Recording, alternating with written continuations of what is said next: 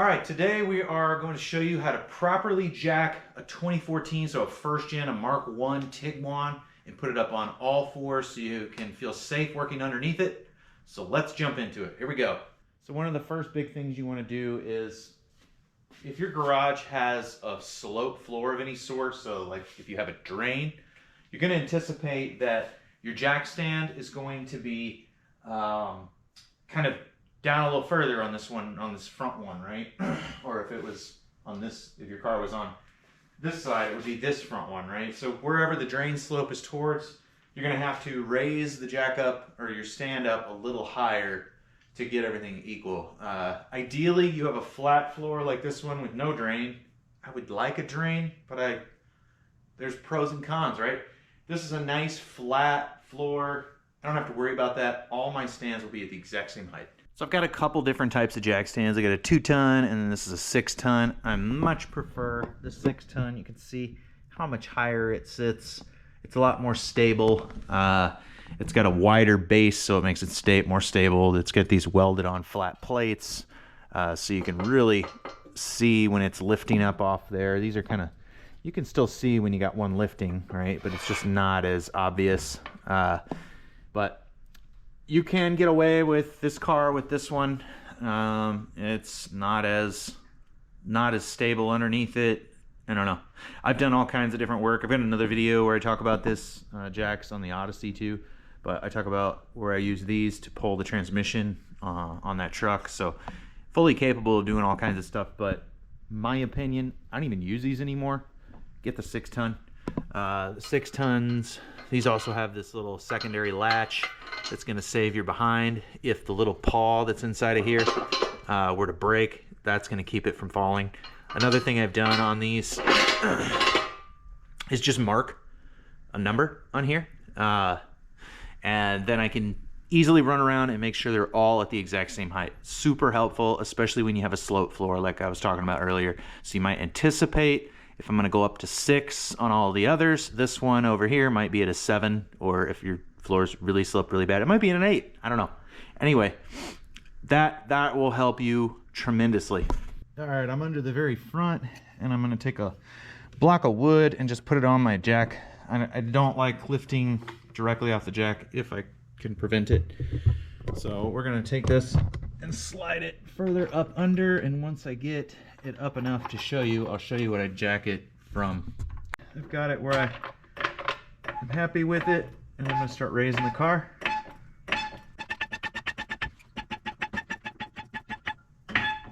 Kind of see what I've got it on right there. It's the subframe. All right, I'm going to bring it up enough to set it on the jack over there, or the stand rather. All right, and you can see I've got it at 5 there. The other side, it's got 6 showing. So I take it and raise it up and make sure it's on the center of this little beefed up section of the frame, or the pinch weld. So you can see they kind of roll over this part of the pinch weld, and it runs for about 6 inches. The rest of it doesn't have that extra section. This is where they intend for you to raise it from. Some cars have a little arrow underneath it. This one does not. So, all right, since both of them are at the same height, we're going to go ahead and loosen our jack, bring our jack down until the car makes contact with the stands. Now, a good idea until you get really confident is just to go ahead and run around before you lower your jack and check your stands. Make sure your stands are properly supporting the weight of the vehicle, and then go ahead and take your jack down. Let's go to the back. In the back of the car, we're going to go right under.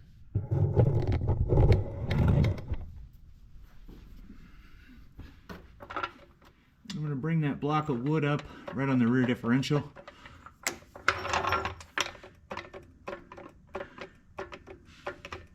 Try and avoid that sway bar.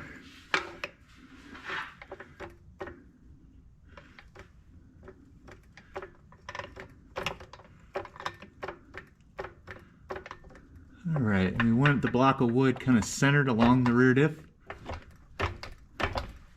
And we're gonna bring it up. Don't get your body under the car. Stay outside of the car in case it were to come down. But watch your other stands while you're going up. Make sure you don't have a foot lifting off. Then you would want to go back down. Very slowly, obviously.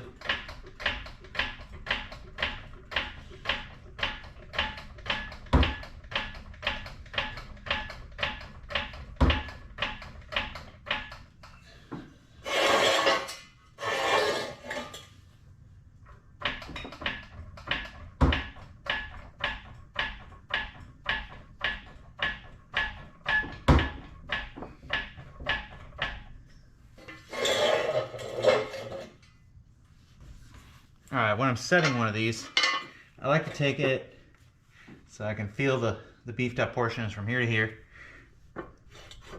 So I like to take it and try and center it. And then try to center it this way too if you can. Now, this one's going to sit on the frame of the body. So I'm gonna bring it past a little bit that way. I'm gonna bring it down to the 6 mark. Put our secondary pin in, and then I'm gonna go to the other side and do the same thing. All right, now we're gonna come down. So when you raise it up into it like that, that just kind of gives you an idea of exactly where it's gonna sit on the stand.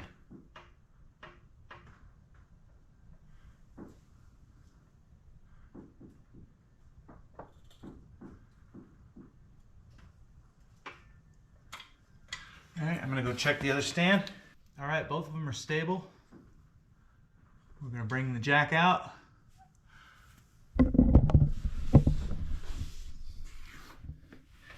And so now I can just kind of do a little dance with the jack, not hit my truck. Oh yeah.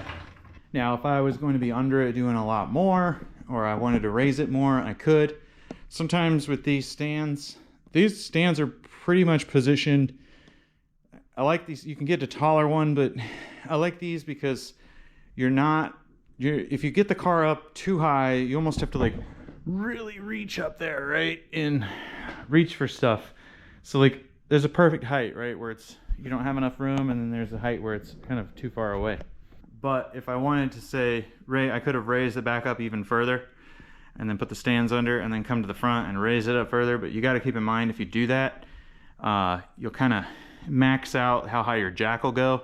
And you got to think, like, because of where the stand is, right, all the way back here, if I were to only have the front or the rear lifted and the front was down, well then if I'm lifting with the jack at this point in the fulcrum where the car is actually tilting the pivot point like on a seesaw, well now this end of the seesaw is going to be way high, and it might even be higher than my jack can actually go. So if you bring it down, if you take it up another notch, just remember kind of the order of how you stair-stepped it up to get it up high enough. Otherwise, you might run into a situation where you down jack the front all the way, and then you can't even get your jack onto the back one. So then you got to raise the front back up. So keep that in mind. All right, we're going to work the jack in there.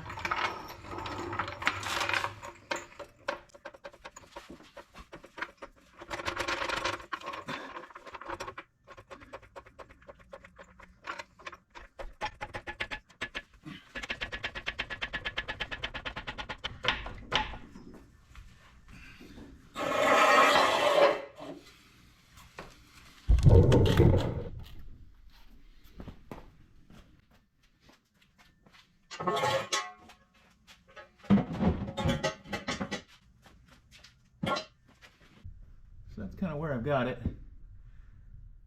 Right up under the differential there. All right, we're gonna bring it down.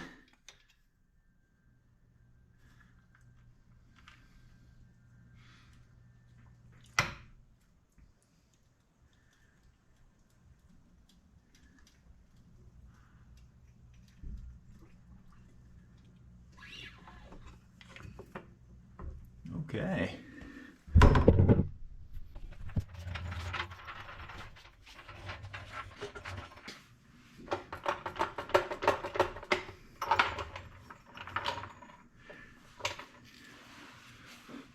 front.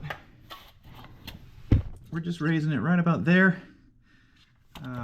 Maybe a little further. Whoops, maybe a little further forward.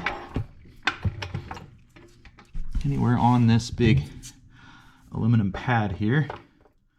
But I like having wood in between the steel as it rests against the aluminum. That just spreads out that load so you don't have any point load on the aluminum. It can crack if you have a lot of point load on it. All right, let's bring it up a little, take jacks out. And yeah, I'm just noticing I don't have my safety pin in that side.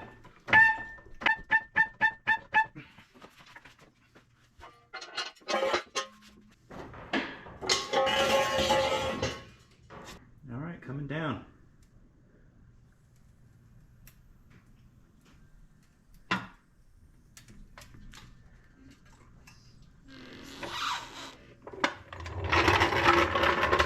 All right, that's it for the jacking video. Hope you enjoyed, hope you learned something. Thanks for watching. We'll see you on the next one.